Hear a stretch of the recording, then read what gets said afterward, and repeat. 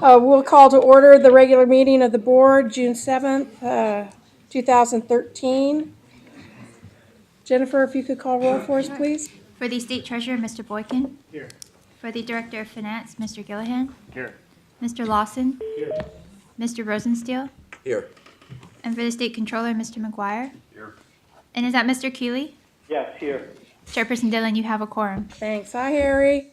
Hi, Dana. Good morning. Alrighty, our first action item is the approval of the board agenda and the work plan. Entertain a motion. So moved. Second. It's been moved and seconded. Is there any discussion? All in favor say aye. Aye. All opposed, nay. I probably should ask our indulgence with some flexibility on the agenda because we might be bouncing some things around a little bit due to time. I hope that's okay with everybody. Okay, thanks. Item number 2, appointment of committee members and committee chairs and vice chairs. That also is an action item. Move approval. Second. It's been moved and seconded to approve the committee members and chairs, vice chairs. Any further discussion? All in favor say aye. Aye. All opposed, nay. Any abstentions? Alrighty, we've approved that. We have our minutes up next.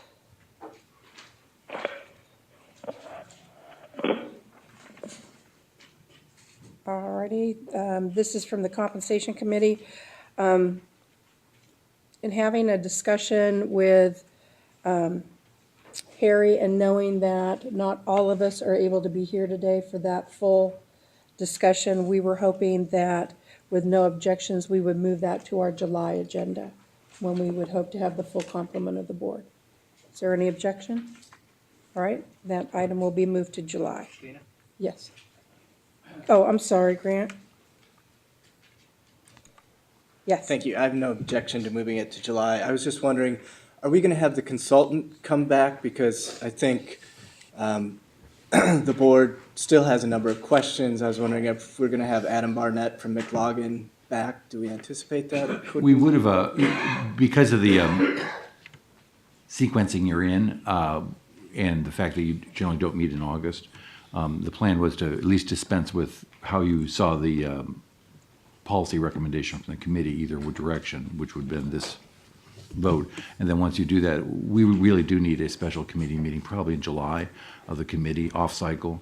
And Adam would then come in and go through the entire, whatever else, the next steps around the work plan. So that would have been his moment of meeting with you, is a full committee meeting in July. Okay. So So We need to poll you all on some dates to get the date that works for you all in July.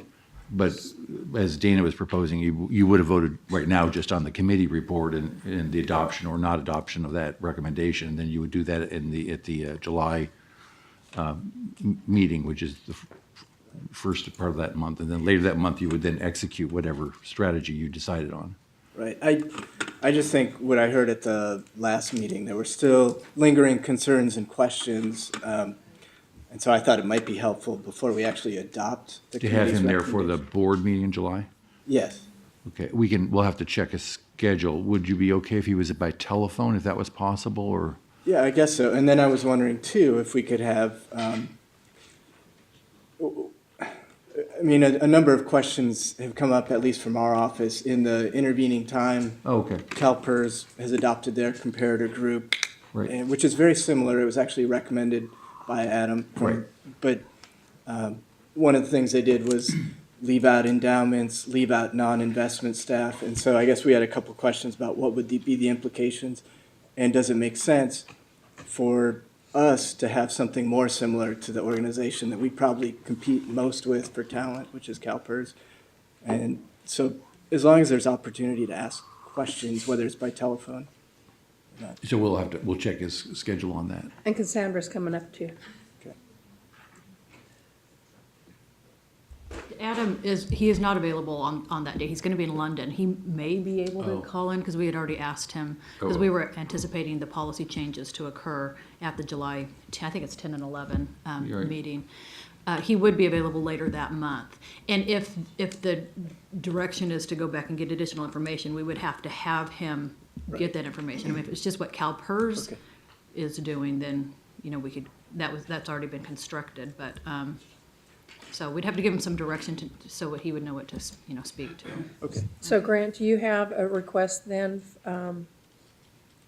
seeing that he can't be here, would, Oh, yeah, I mean, I guess thank you, Mr. McGuire.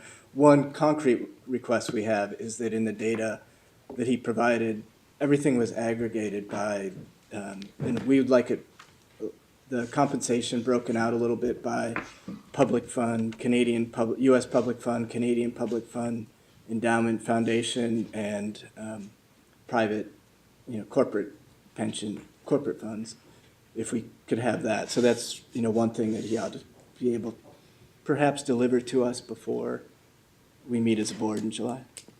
and did you also want to see the PERS comparators? I mean, you're familiar with. Yeah, I mean, because you I sit guess on the I'm more board, but interested in nobody- getting his input, but Okay. yes, if we could. Okay. Yeah, that's fine, if whatever the committee decides, and then if we need to meet with him later that month. So Jack, is it possible, seeing that he will be in London and not be able to be with us personally, is there any way to get some of that information front-loaded to us? Before we even come, so we have our questions ready to go In which meeting? are in you July, referring- But are you talking about the first meeting or the second meeting? first meeting? First meeting. So you would have a board discussion, you're thinking, or not a Yes. comp committee, but a, Board, if, in case there's a board, if there's more discussion at the board. yeah, I mean, he could, just that it seems not having him there to facilitate the discussion, that'd be Okay. hard to, Okay, I'm not sure you'd find that productive to reflect on a Alright. written document he prepares, but not be able to talk to him about it. We'll check his time schedule. I mean, it's an 8-hour deal, but as you know, to London, but, we'd wake him up in the middle. yeah. Alrighty, I mean, we have 2 days. I don't know if you, because I know you checked both days or just the one day. I mean, we have 2 days on the meeting schedule. Did you- 8/9, Did right? you run both by him for phone, for being on the phone? You mean for the July 10th? Yeah. I don't know. All right, we'll check. Thank you. We'll check. Thanks. Alright. Thank you, Grant. We'll do our best. We'll do our best. This has gotten to be a really logistical complexity with the changes in the board. More so than even this one. Yeah. Alrighty. Well, but while you raise the committees, we're on it. So we do need a special comp committee in July. I'll just say that now. So Cassandra will send out some dates to you. Dana has given us some suggested dates. So we'll do she gave us 2 dates. We'll start with those 2, see if the most of you can be on those, and we'll get that out to you just within a day. And then the appeals committee, if you haven't been contacted, we do, because of the quorum issue this time, we do have to have an appeals committee this month as well, still. And so that's been And we scheduled for the we have scheduled that 24th. for the 24th, So the afternoon of the 24th. so it's got complicated. Alrighty. Cassandra mentioned July 9/10. I just want to make sure that we're still on, it's the 8th, 9th, isn't it? Monday, Tuesday, 8, 9. Okay, thank you. Alrighty. Next item is Chief Executive Officer Delegation of Authority Pension 2. That's Ed's item. Ed? Right. Yeah, we're in the process of trying to addressing a number of issues around the defined contribution plans and pension 2 in particular, and one of the things we want to do is to make explicit Jack's delegation of authority with respect to aspects of pension 2. There's a number of decisions that are required to be made with respect to pension 2, which either come on an ongoing basis or once in a while. We want to make it certain that everyone's on the same page with respect to what decisions the board makes versus what the staff make. Among those kinds of decisions are things such as selecting the specific fund choices that are available to our members, and then within that, with our easy choice portfolios, which are like target date and risk funds, sort of how that allocation of funds change over time as people approach their retirement date. Those are decisions that are right now that are made by the staff just for operational efficiency, but technically speaking, the investment options are within the board's statutory authority. Other things are development of an investment policy statement, determining the fees that are imposed, those kinds of things. And then obviously the most significant one is selecting the record keeper for pension two. What we are recommending is that the CEO be delegated the authority to basically make any of the programmatic decisions around pension two, and approve any contracts within his own delegation authority generally applicable. So basically any contract under $1 million.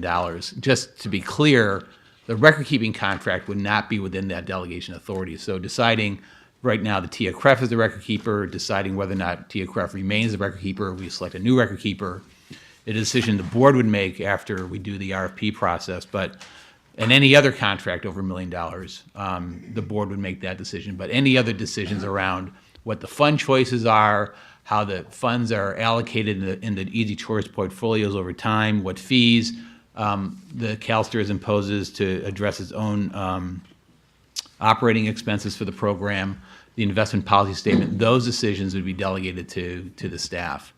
And so we've got a revision to the delegation of authority attached, and we would recommend approval of those changes. It's okay. Terry? Thank you, Madam Chair. I don't recall whether we received updates or reviews on the Pension 2 program semi-annually or annually or what. But I assume that would not change. Right, that would and not I change. assume that some actions that are approved then by our CEO would be reflected within those updates. Right. We always do an annual report in the fall. Certainly if the board would want a more frequent update on any fund changes, we can certainly report back to those in benefits and services, however the board desires. It actually might be more increased depth, though, frequency aside. I think we're looking at this program really as a growing part of the organization, so we want to spend a lot more time with it. So I would say probably more than you've had in the past, actually, would be my hope. Michael? You in your presentation, you described the delegation of authority as being programmatic, but the language in the documents talks about setting the investment policy. That sounds beyond programmatic. Yeah, that's certainly an issue in terms of having the board, adopt the investment policy statement. That is certainly something that could be done. We could bring that back to the board to have them formally adopt that. It's somewhat consistent with what the board does with respect to the DB program. I think the issue is, even though this is a significant program, it's a $400 million program, whereas you're dealing with a $160 billion portfolio, so the scale is substantially different.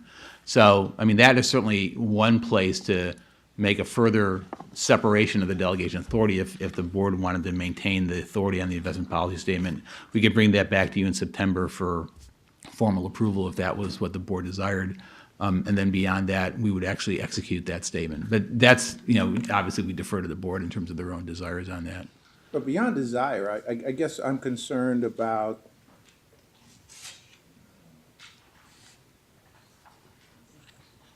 where the line should be drawn.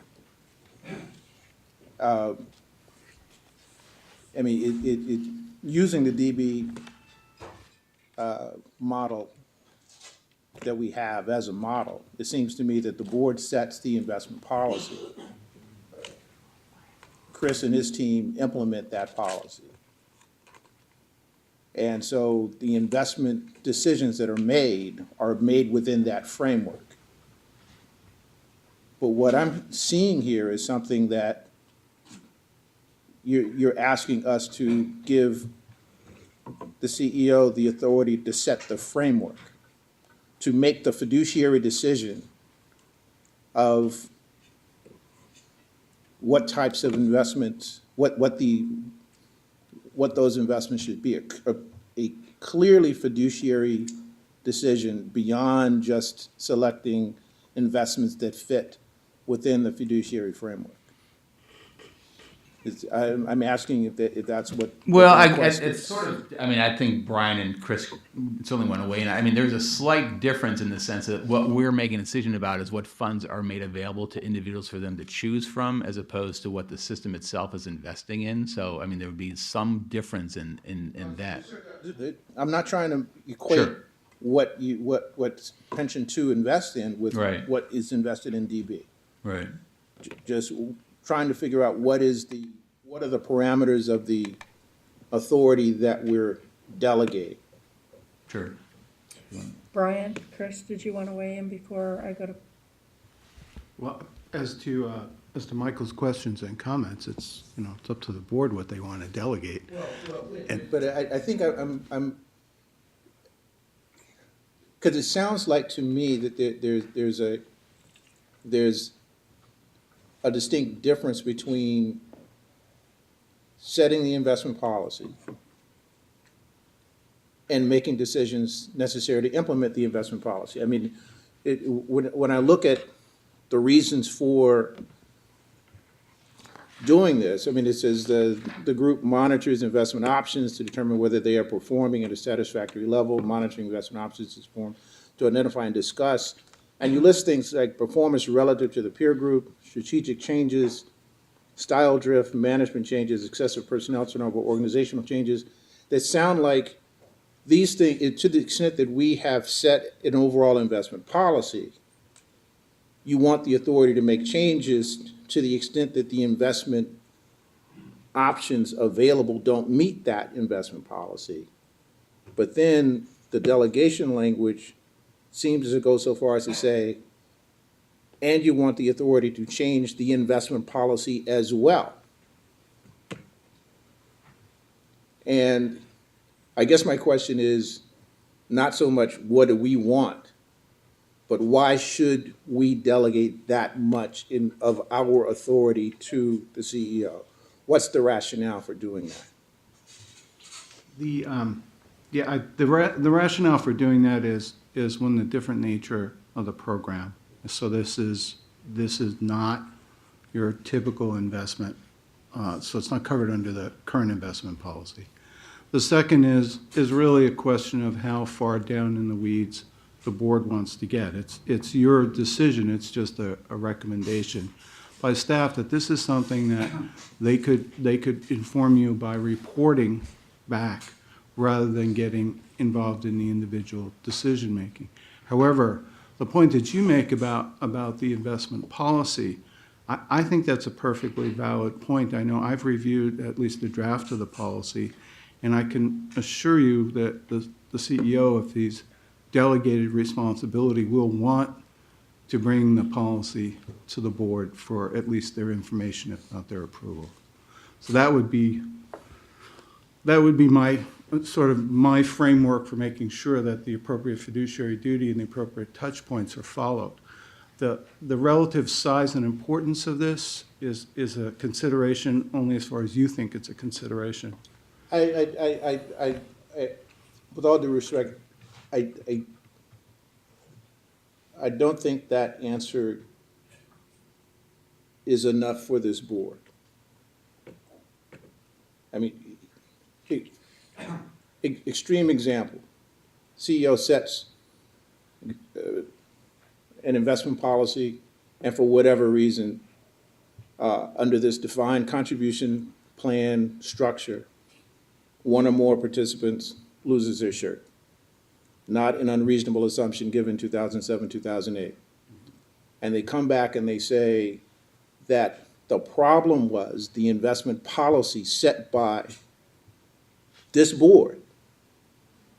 We delegated to our CEO the authority to do it, but it's still us making the decision.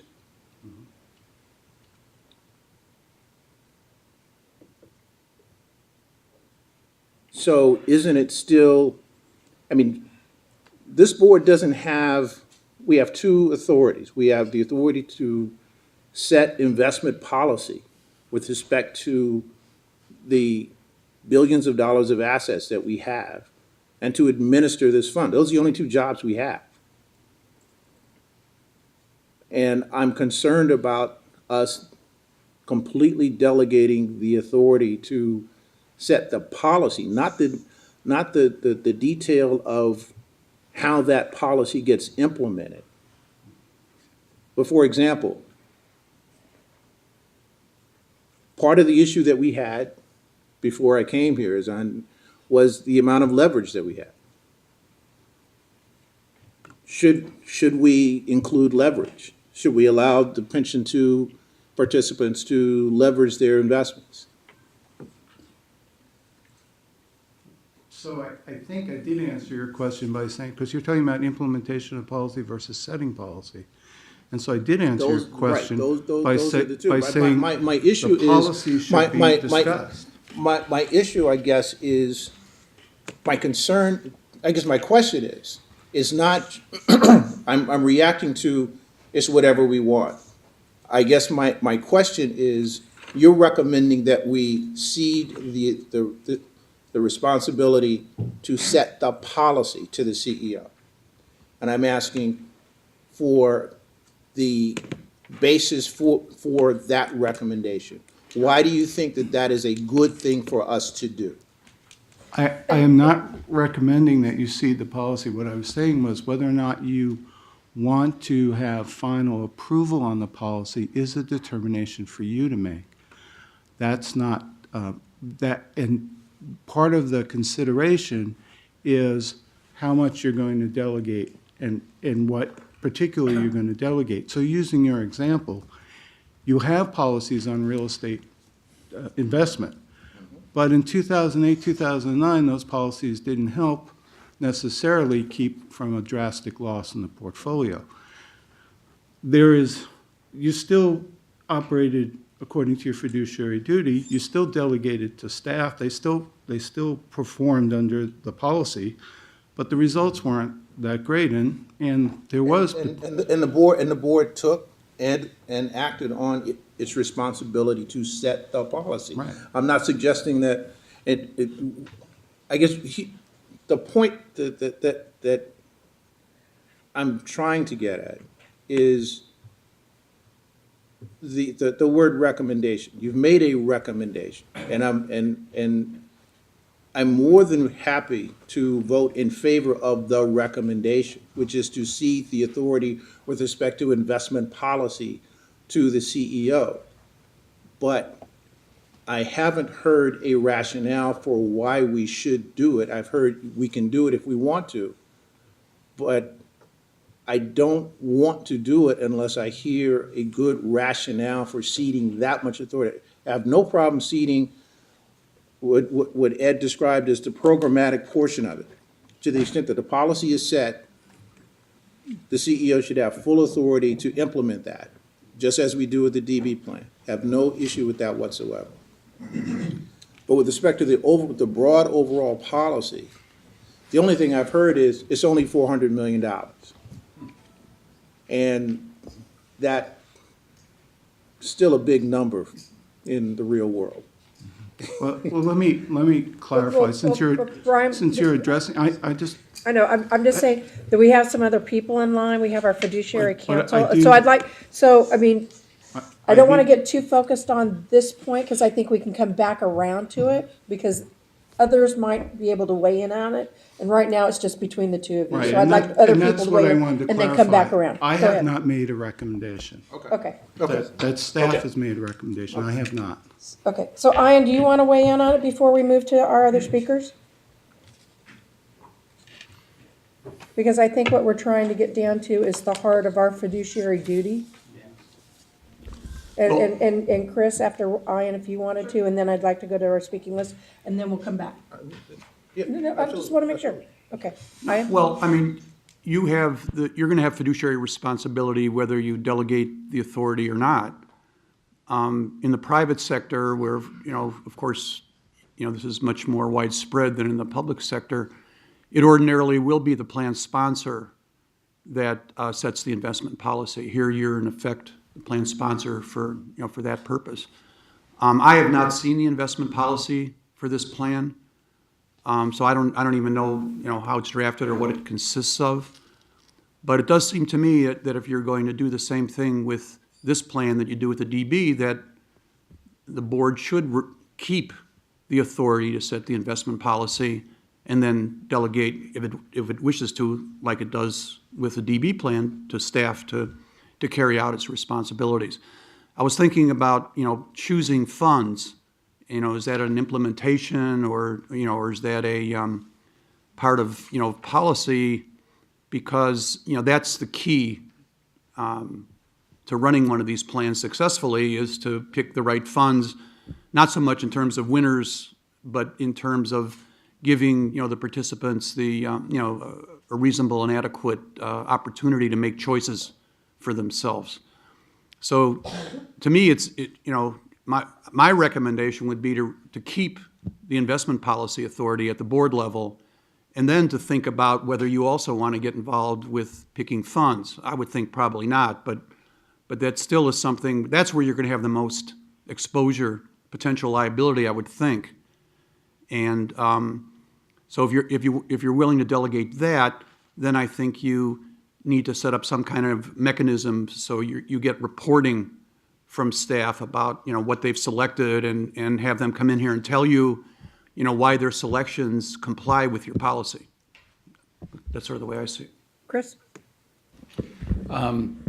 This discussion is spot on to me because I've been living in this world for like 20 years. Let me back up to the bigger picture. I think the discussion Michael's bringing up is just right on point to the nuanced difference between a DB plan and a DC plan. And obviously, we're a huge DB, so we're very formal and very structured, as we should be. The DC world has always been a bit more informal and loose. And as Ian pointed out, you, I think, need to make a governance decision. Most DC plans in the corporate world are run by the HR shops and run differently than the DB. Do you want to run the DC plans here under a similar formal structure like you do the DBs, or on a more delegated informal structure? And it's up to you. I don't know that there's a right answer. The asset size, we get impacted by that because we're so big on one side, we've built up. But the point I was going to make as a good example would be right now the investment policy for that plan would come back to the board, not the investment committee. And I've pointed out at the offsite, the investment committee here is really only the investment committee for the DB assets, not CalSTRS. And so you as a board really need at some point to have a governance discretion. Where do you want all this stuff to flow? And then that's spot on with that kind of issue of the delegation of how do you want the reports to flow from Pension 2 and how do you want to structure it?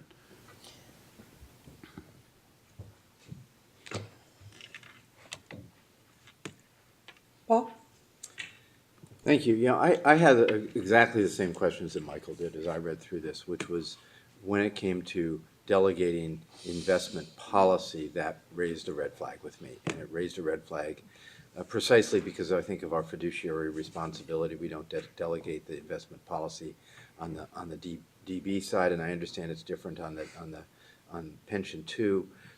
But I exactly have the concern that Michael has, which is at some point if we permitted in the universe of funds something that was exceedingly risky, something with tremendously high leverage and tremendously high fees, and that I think we want to know that that's not happening, and the only way that can be would be if we retain some measure of control over the policy.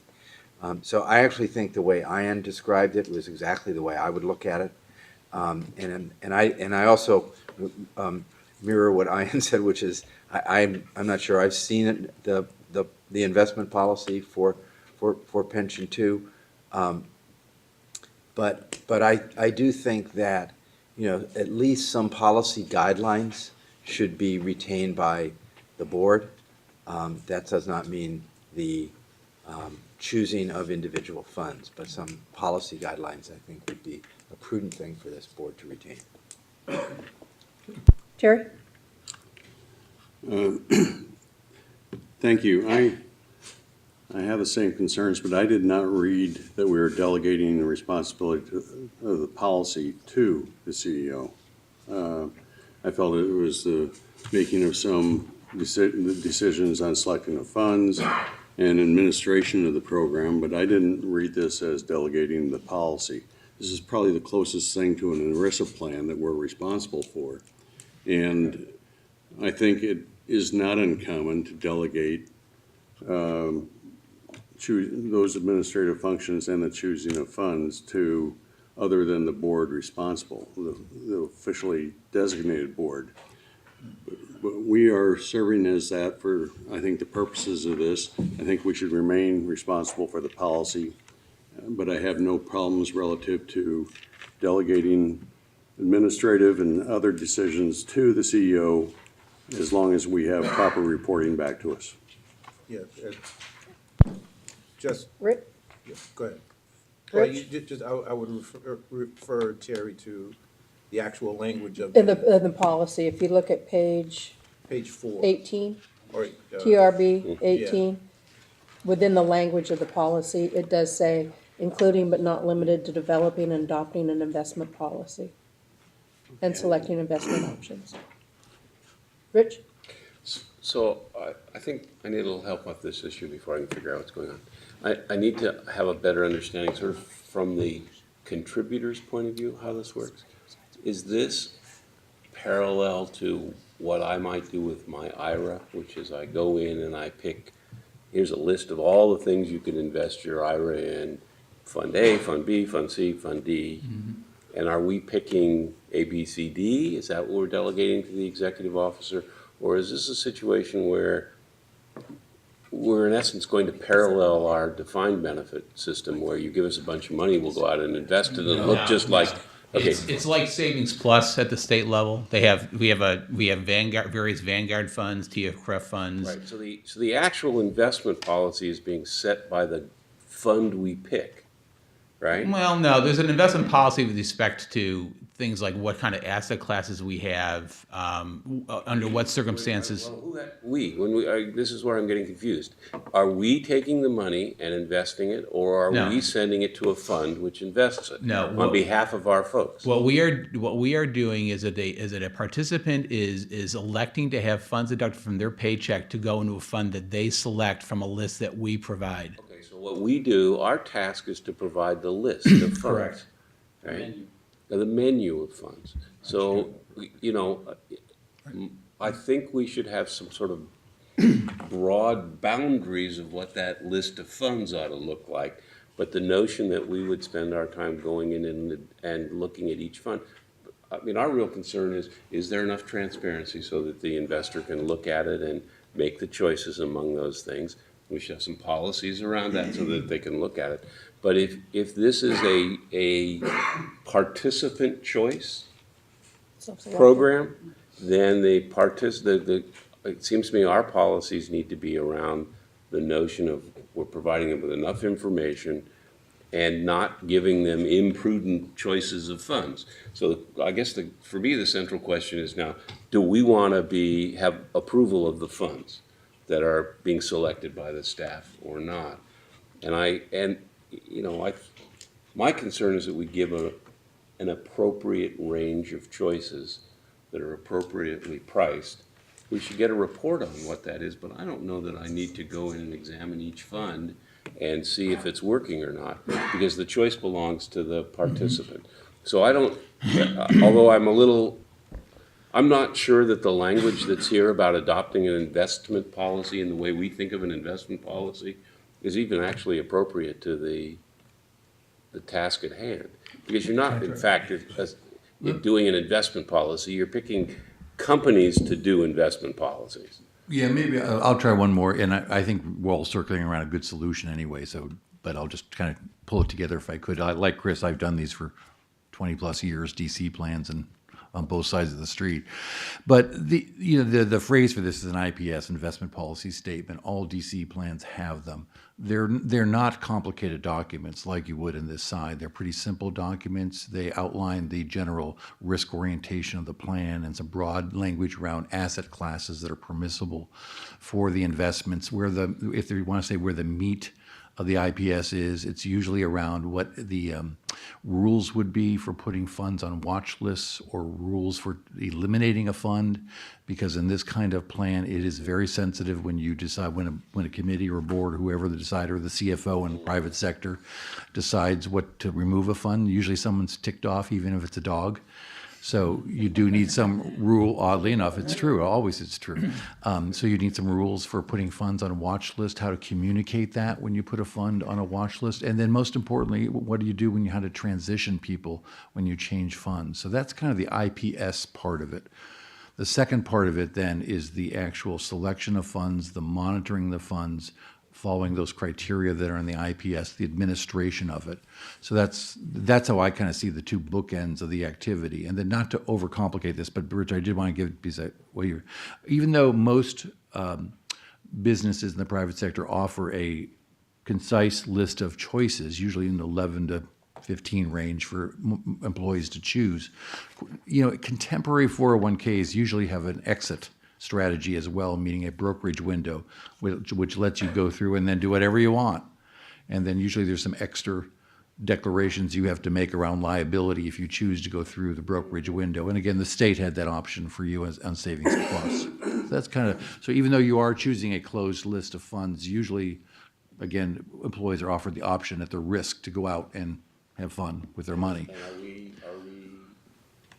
administering that for them? I mean, if I Well, we come would in use a and say, third. I want to buy this. Usually, you're using a third-party vendor like Schwab or someone. Okay. There's a market of brokerage windows for 401ks, and Schwab is one example, which is often used by companies to let the employees exit into the broader market at their risk outside the policy. Is this portable like another one? I mean, can I just pick it up and take it to Schwab? Yeah. If I want? We can roll it into another qualified plan. Yeah. So that's always available to someone. Yeah. If it's part of the plan. If you terminate your employment, you can roll it over into something else, into another qualified plan. Right. So hopefully that helped. Anyway, those are the two parts we have to work with. I think it makes sense. We can draw the line right between those two parts sensibly too, which is the we want to get that IPS in a more rigorous format. So I want to get that done for the organization, and we can bring that back in September and keep that part of the board's responsibilities. And then we do need to go back and do some catch up on the decisions around the funds that are in the plan. That's been pending, right, a little bit? Yes. Yeah. We haven't executed those changes pending the resolution of this issue. Yeah. Chris, did you want to weigh in before I went back to Michael? Short comment. I realized I did not leave you with a recommendation. The way I look at this is you're now seeing, you already have the Pension 2 structure. Pension 2 has its own investment committee. It has its own separate investment consultant. Do you want to retain that delegated structure, or do you want to go to more of the structure, the governance we use for the defined benefit plan, where there's more rigid policies and structure? It's a decision you have to make. My recommendation, because I like the structure and I'm used to DB, is that you take Pension 2 and you apply the same governance outlines you have in the DB to the DC plans. But it's up to you of, which way do you want to go? Thank you, Chris. Michael? I'd like to offer up an amendment to the proposal that would, I think, be consistent with the statements made by Jack and Chris. I would change paragraph N to read as follows: make programmatic decisions regarding the system's defined contribution programs, including but not limited to selecting and monitoring investment options available to plan participants.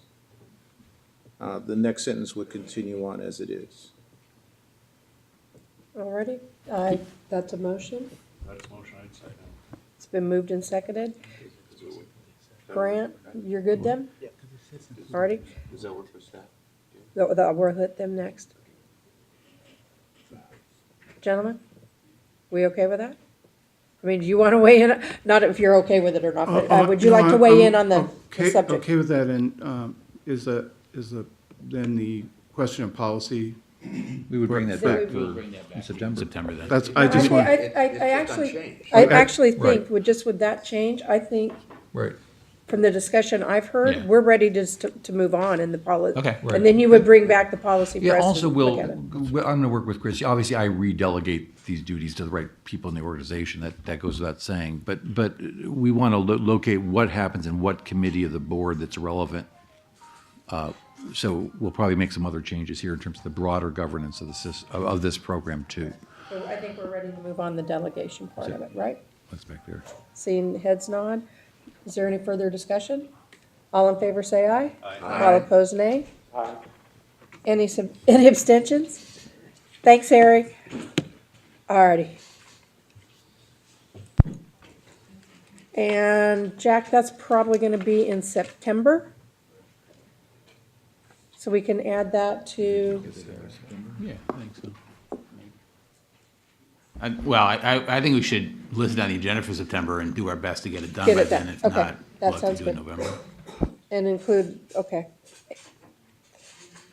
And in the discussion, it sounded like we'd be interested in, although we're delegating the monitoring of that, when we have regular reports from pension two. I mean, quite honestly, we can incorporate that reporting process in the investment policy statement so that it's Okay, really clear cool. in what's included in those reports. That sounds great, thank you. Okay, on to item, let me uncover it. We're on to item 5. Hi, Lamont, Hello, good morning. the fiduciary liability insurance. Yes, good morning, Lamont King, Staff Council. Unfortunately, Mr. Bibler is unable to join us. He had an existing commitment that when the board meeting changed from Thursday to Friday, he could not move it. So I'll just keep this, my remarks fairly brief. As you know, the board is required to provide fiduciary liability insurance. We do this on an annual basis, and we're now in the renewal period. And so we wanted to bring this before you to seek your approval for the premium for the 2013-14. And I wanted to just also just provide some updates because we've spent a lot of time on this, as you know, over the last year and a half or so, including an RFP to secure a broker, a couple of presentations last year as we reviewed, explored whether to change the retention and some other policy changes, and ended up securing a policy last year. After that, I know that there were still some concerns the board raised that we've been working on. We went through and retained an insurance broker, actually, that we've been working with. That did take some time, unfortunately, but we do have some recommendations from the broker that we're currently negotiating with the underwriters for the policy. And I can describe some of those. Some of them are a little bit difficult without the policy in front of you to sort of understand, but it really goes down to the points that were raised by the board concerning the potential liability of an individual insured. This kind of goes to the discussion of indemnifiable loss versus non-indemnifiable loss. And one of the concerns was that in the event that CalSTRS determined that a loss was non-indemnifiable, the insurance company decides that it is indemnifiable, and is there a potential that an individual insured could be subject to liability without any coverage? And so the insurance consultant reviewed our policy and suggested a couple of changes that may help clarify that sort of work somewhat in conjunction with the policy that you approved back in April. But basically, that's what we're seeking to, continuing to negotiate. It really is a definitional change on non-indemnifiable loss. But at this point in time, we feel like we're pretty close to resolving that. So we're asking the approval for not to exceed amount of $1 million. Now, if you remember last year, the policy was $723,211, I believe. This is a not to exceed amount because right now we're just getting estimates. From what I understand, from what I'm hearing from the broker, the insurers are quoting about a 10% increase. So we don't think that it's going to be $1 million, but we just want to be able to prepare because we don't have the exact figures at this point in time for any what the ultimate premium will be and any changes related to the changes we're requesting in the policy. And once we have that information, you'd come back to us regardless, right? Exactly. We could either do it as an agenda item, or we could just provide it like we did last year, just kind of informally. All righty. Is there any discussion? Grant? Thank you. Just purely out of curiosity, that 10% increase, is that what the brokers are telling for us, or is that for the industry? That's what he said, was that reflect, the industry's tightening, and so there's I just something that wondered, might be do industry you have a wide. sense of the driver of that, why the industry is I tightening? do not know. I mean, I'm not in that insurance world, so I can't really tell you exactly what it is. I do know that if you recall from our discussions on the policy last year, one of the things that they cited was the unfunded liability. So looking at CalSTRS specifically, so that was an issue and a concern for the underwriters last year. I just wondered if it's based purely on experience in the industry, which seems to me that it's not all that high, or if it's factors like the unfunded liability. No, I don't think, I mean, we haven't had any claims that wouldn't be related to that. I think from what the broker communicated to me, it was really just a tightening in the industry. Thanks. Paul? Thank you. So, yeah, this issue of, as you described it, what happens if the CalSTRS and the insurer disagree as to whether the claim is indemnifiable or non-indemnifiable, and then individuals could find themselves, either staff or board, could find themselves in a situation where there's neither side is willing to cover, and the issue is really one of temporarily the question of legal costs, because if something were to, the issue would be resolved eventually. So what we have hoped is that the insurance company would advance the legal costs in the interim, while the question in dispute as to whether it's indemnifiable or non-indemnifiable was being worked out. And is that now part of the new policy that we are going to be purchasing? That is precisely the definitional change on the non-indemnifiable loss. That is one of the things that the insurance brokers recommended, almost that exact language, that in the event of a dispute or a controversy over whether a claim was covered or not, that the insurer would provide defense costs in the interim until it's been resolved. But my understanding is that hasn't been fully resolved yet, that We're the negotiating that, specifics are right. still being negotiated. Exactly. But the expectation is that will be incorporated into this Correct. policy. And will that be, is the expectation that will be completed then by the time the new policy becomes effective on July 1st? Definitely, yes. Okay. We have to resolve it before the end of the month. And what happens if you don't? Well, if we don't, we're going to renew the policy. We have to resolve it. I think if we, for whatever reason, can't get that language that we've offered in there, I don't think it necessarily changes. This kind of goes back to the discussion we had last year about, if a claim is either indemnifiable or it's not indemnifiable. However, you have adopted a claims policy, an indemnification policy at the board level that does provide for that scenario. At least speaks to that scenario. But it still does leave that question open. I mean, our indemnification policy that we approve does leave open the question, because it doesn't say, well, CalSTRS will step in and provide the legal costs. The indemnification policy basically looks to some outside third party, the insurance company, to provide the legal costs. So we haven't solved the problem unless we can solve it within the insurance policy. And well, I think the policy also, it does, if I recall, it provides for, to the extent that it's not sort of set in stone, so to speak, but that the board may consider to provide defense costs in that scenario. But the goal, again, is to get that in the policy, to shift that so that it doesn't have to come to the board, that it's very clear in the policy that the insurer is so it's not a discretion issue. May is right, one exactly, thing, but right. Shall is another thing. Yeah. So I'm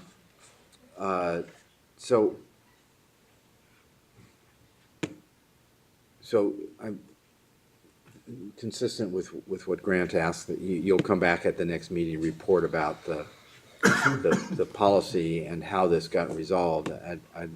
I'd like also for fiduciary counsel to, have an opportunity to likewise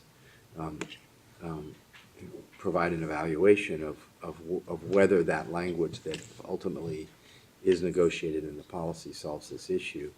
And I guess my last question is, if it doesn't, are we again locked into a policy for a year that leaves us in this?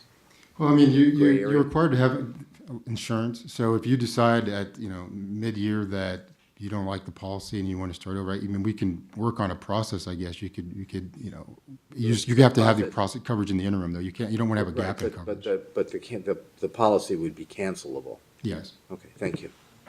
All right, are there any further questions? This is an action item to move forward, correct? Yes. Yep, it's under the action items. Alrighty, I need a motion to move forward. Staff's recommendation. Alrighty, we have a motion from Grant, seconded by Michael. Any further discussion?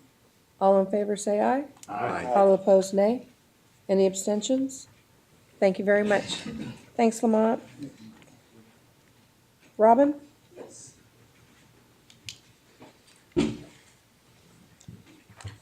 Item number 6, contracts And we pulled requiring this, our approval. yeah, we pulled this off consent for a couple of reasons. One was the link into the prior agenda item. The other reason is that there are 2 fairly large contract amendments related to the CARM/Business Direct system that were pending review by our Enterprise Program Investment Council before the board. And so we did have that meeting earlier this week.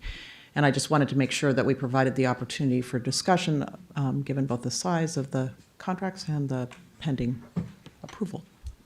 And I'm here to answer any questions that people might have. Alrighty.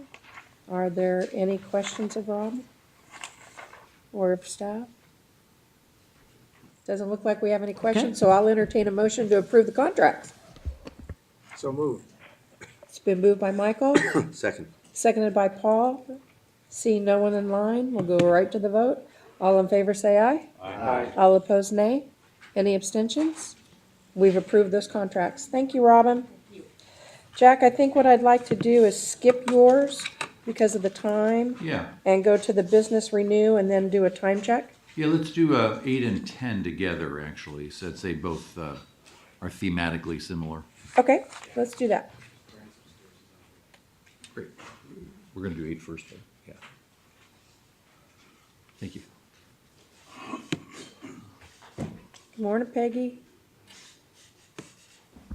Good morning.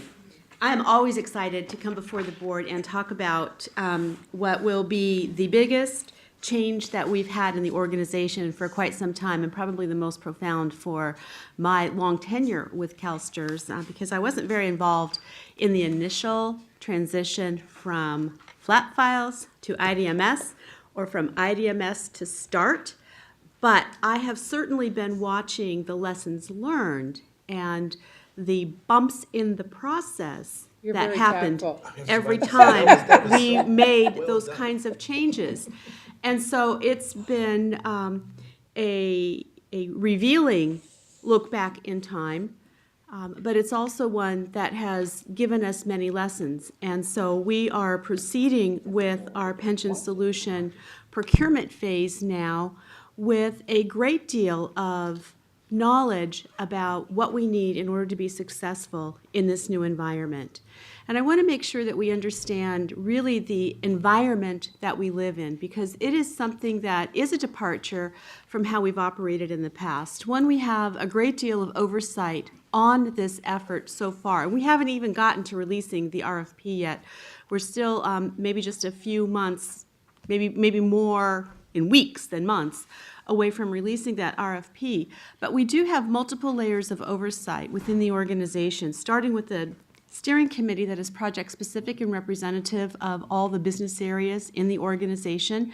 And certainly that stems from a key learning from our conversion to START, where we developed everything independently. We developed each of the benefit programs independently, and we didn't have a lot of communication, so there was not any cohesion to how that system got developed, which created many of the problems that we experience today. We also have an overall Business Renew Steering Committee that the projects all report through, and as you know, we have a new Business Business Renew Executive Officer, Chris Coyote. So he adds an additional layer of support for us, but also is watching process to make sure we're adhering to process. We have our external oversight, and you'll be hearing from them in a few moments, Grant Thornton. And they attend all of our steering committee meetings and many of our team meetings so that they're participants in the process and they're reviewing and observing everything that they do, everything that we do, and they're providing us with regular feedback at the project level as well as regular feedback to you at the board level. So we're receiving a great deal of oversight in this. And then I also wanted to stress that we really do have organizational involvement in this. We're structuring the review of this RFP, which we consider to be one of the biggest and most complex that we will ever engage in, as something that will require many eyes but few deciders.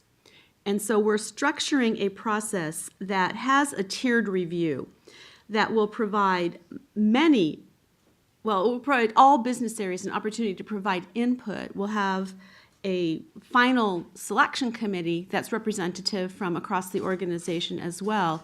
But we want to make sure that we're getting as much input into this process as possible. So we also have then this core team of deciders, and they will be at the senior leadership levels, the evaluators will, and they'll be assisted by legal advice from an outside consultant, Reed Smith, and a pricing analysis expert that we are in the process of choosing. And we also have our pension systems expert, which is the Wexler contract that has had experience with over 60 public pension plan implementations and RFP developments. So we think that we have a rich set of experience taking a look at everything we're doing. But we're not just operating in a vacuum here. We also are taking lessons learned from all recent project successes as well as project failures or stalls to really understand what the new system must do. We are closely following procurement efforts in other states right now. There are many other states that are looking at replacing their pension administration systems. We want to learn from their experience. We've been reviewing their RFPs. We're considering the number of responses that they've received. We know the Illinois Municipal Retirement Fund received 7 proposed bids, that Texas Teachers, which is probably the closest to us in size of the pension systems that are out there doing this now, received 4 bids. They eliminated 1 for failure to meet MQ, so they're doing an evaluation of 3 bids. That gives me encouragement that there will be multiple bids for this project, which is absolutely what we want to have. We really want to make sure that it's a competitive process. And the write-up that I have before you outlines the strategy that we've been using to engage the vendors early and frequently in this process. So we have had vendor presentations where they've come in and asked us questions. We've responded to their questions. We've asked them additional questions. We did a request for information that the document around that is just being released to staff for final review or to understand.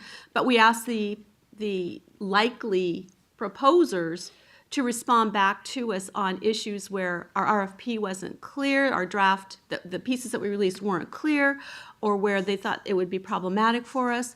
We're proposing a phased actual RFP response process where they submit a draft RFP to us.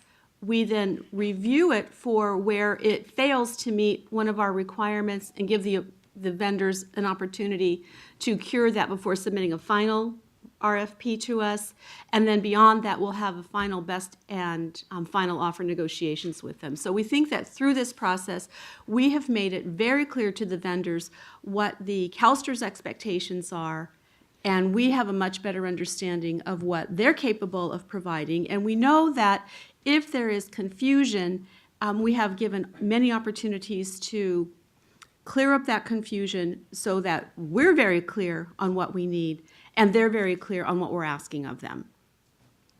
This process should yield us, there's always some variability in it that we can't control for, but this process should yield us a very competitive set of qualified candidates to choose from, and we'll be making the best value decision for the organization.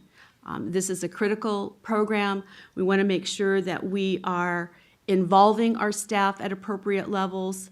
We're currently doing readiness assessments with each of our business areas that will be impacted by that staff to find out how ready they are for the changes that are coming. That will help us develop a comprehensive plan for how to best prepare staff for these changes, because it's not just the business people that are in benefits and services that have an impact, but certainly there's a huge change for our technology staff. We want to make sure that we're really understanding what all the needs of the internal staff are, and we're prepared for that going forward. We're also planning to do significant employer outreach, because we know that one of the components of the new plan will be changes in the employer reporting process. And we're going to need to help prepare employers for that. And we'll build upon the very successful model that we used in designing and implementing the Secure Employer website, the current portal that employers use to communicate with us. So we already have a good relationship with them. We'll bank on that and build from that as we make changes.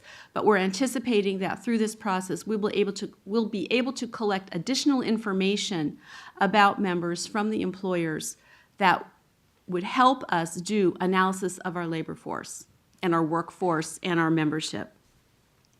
We will also be doing member outreach, because there are things that will impact individual members as we implement this new system. Some of it will be to provide them with greater access to information. Some of it may be to help them understand a need for patience. I'm very concerned about our ability to maintain the core business and production work while we're going through this change. And so you'll be seeing through our budget change proposals coming forward that we're asking for additional resources to help us manage that, so we provide adequate resources to the project in order for it to be successful, but we also maintain service levels and are responsive to the needs of our members. So we will also be coordinating carefully with the data preparation project that we have as part of Business Renew, which is to look at the quality of the data. I want clean data before we convert. That's my objective, and that's the purpose of that project. And we'll be coordinating very carefully with our enterprise information management strategy, which is another Business Renew project, to look at how information is managed and owned and treated throughout the organization. And that's a project that Brian Bartow is sponsoring for us at this point. So that's where we are with this project. We will be bringing this back to you, I hope, for final RFP approval a year from now, somewhere around there. And certainly we'll be continuing to provide you with updates at your request, and Grant Thornton will continue to provide you with updates at every meeting on the status of our project. And I'm happy to answer any questions that you may have on where we are today.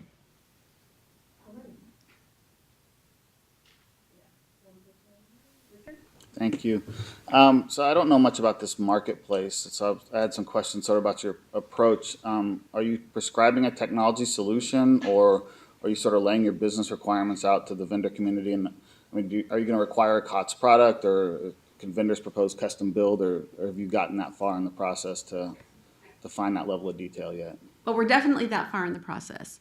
And I can tell you that a custom build scares the bejeebers out of me because of all of the complexity in the maintenance and the ownership and the complexity. And so we're really looking at a COTS-MOTS model, a custom off-the-shelf or a modified off-the-shelf model.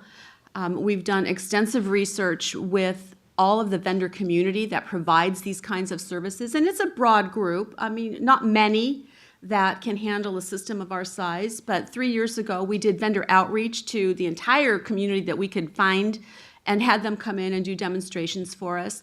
The vendor meetings that we had earlier in direct connection with the development of our RFP brought in many vendors who were able to, some chose to demonstrate their products for us. It wasn't really intended to be a marketing session, but they chose to demonstrate their products as they described to us what they could perform and how they could deliver. So I think we have a very good understanding of who is in the marketplace and what services they provide. And there are many models. And currently, the pension administration field is going to one that has a standardized structure that is rules and business rules and tables-driven, so that the entity, CalSTRS in this example, would have the ability to make some of the flexible day-to-day, month-to-month, year-to-year changes that we need to, but the bones of the system would be provided for us. And so we would get improved processing, improved internal controls, we would eliminate risk, we would eliminate manual workload, we would create a much more rigorous process that the machine is capable of doing, and much less that our staff are required to do that is really technical and semi-clerical in nature. So we free them up to do more of the value-added work, doing the analysis, doing the sensitive member contact, and doing problem resolution. So we think that there is a very solid understanding of the marketplace. We did do an analysis of what's being used in the private sector, what's being used in the public sector, what's being used in the financial services industry, what's being used in the banking industry. I mean, we didn't just look at other public pension systems. We gave it a much broader look to understand the landscape.